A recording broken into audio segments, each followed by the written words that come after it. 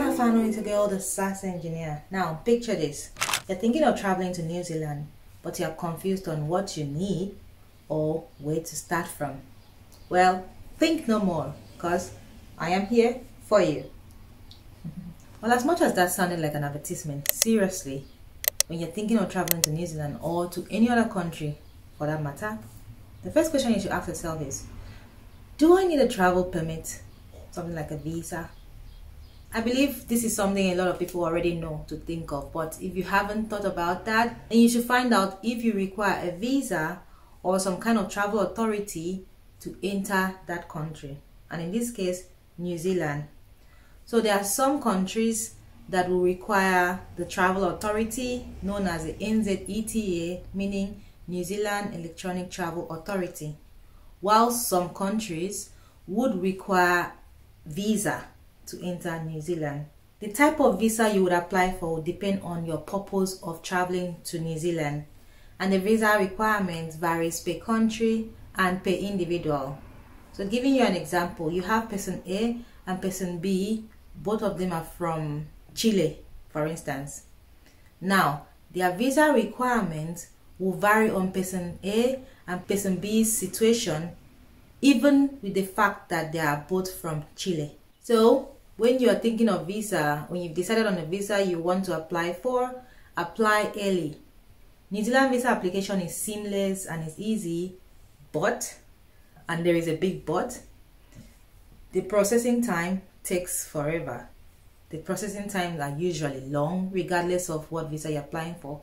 Study visa, visit, work visa, regardless, their processing time takes a while. And it's not very easy to contact them. So they will always advise you to apply early.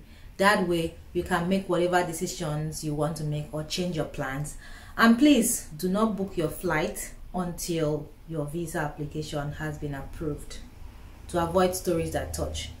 Or if you book your flight, make it a flexible one so that you can change if, for instance, your visa doesn't get approved for whatever reason. You can only get to New Zealand by plane or by ship.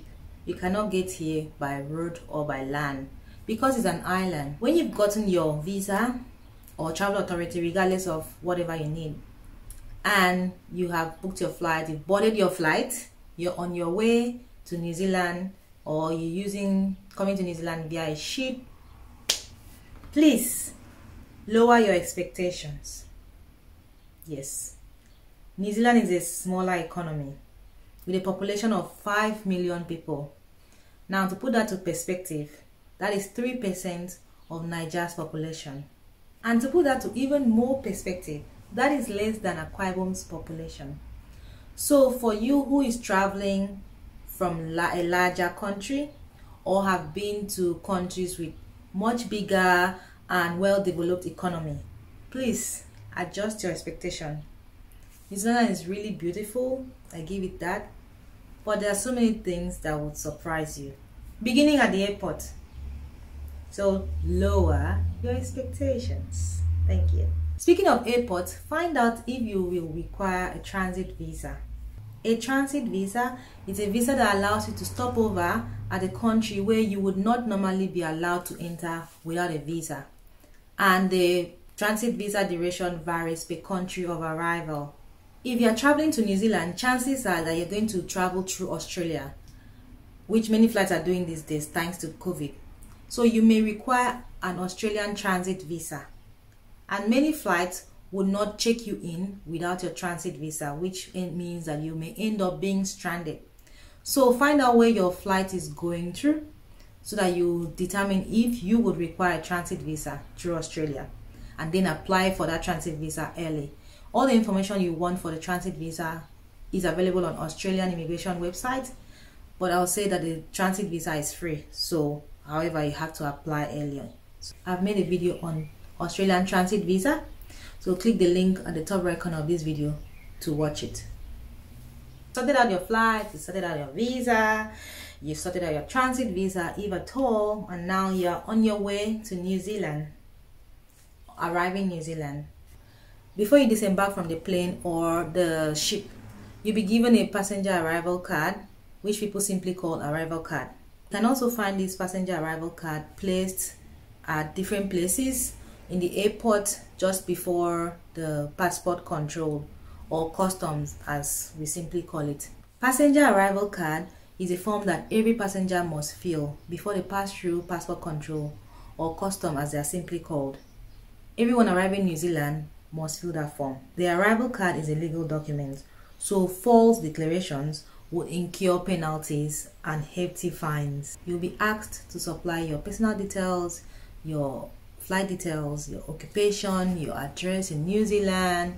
You also answer simple yes and no question on the content of your bag, if you're carrying food, and some other non-food items like medicine, and even some sporting equipment. So you have to be very honest with these questions. And the recommendation is that if you're in doubt, declare it. Present this card at the customs and then at biosecurity. So when you arrive in New Zealand, crossing the border, after you have crossed the passport control, you will then have to go through biosecurity. You will have to declare all your food and even some non-food items. New Zealand remains very beautiful and the air is so fresh because the Maori culture respects and values their environment, and because of their distance from the rest of the world, it's far from the rest of the world. But another reason it is so is because they take their biosecurity very seriously. Biosecurity is on top of their priority list. To keep their flora and fauna balanced and evergreen, these guys don't play around with their biosecurity. You have to declare, or you'll be fined, or worst case scenario, returned to your country. And note, not all foods are allowed. Even if you declare, not all foods are allowed to be seized and thrown away. So check their website for the type of food you can bring to the country. And for those who will be coming in with sporting equipment or outdoor equipment, make sure that it is clean. Clean it before you pack it, because if it's dirty, it may be taken away from you, or you would have to pay money to have it cleaned, and you don't want that.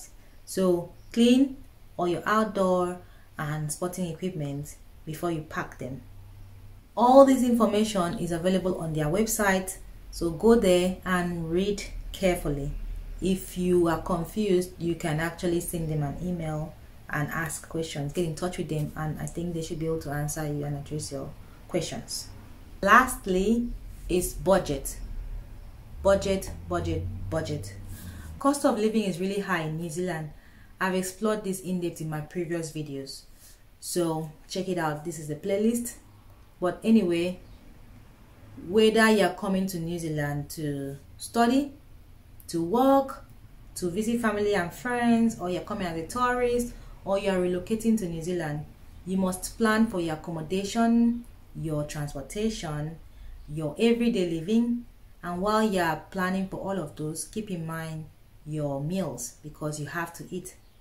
There are, of course, many other aspects that you have to consider before you travel to New Zealand, or when you're planning and thinking about traveling to New Zealand. But these are the very common, generic, preliminary aspects that you should keep in mind. Anyway, I have to go now. So as always, see you in the next video. Take care. Bye for now.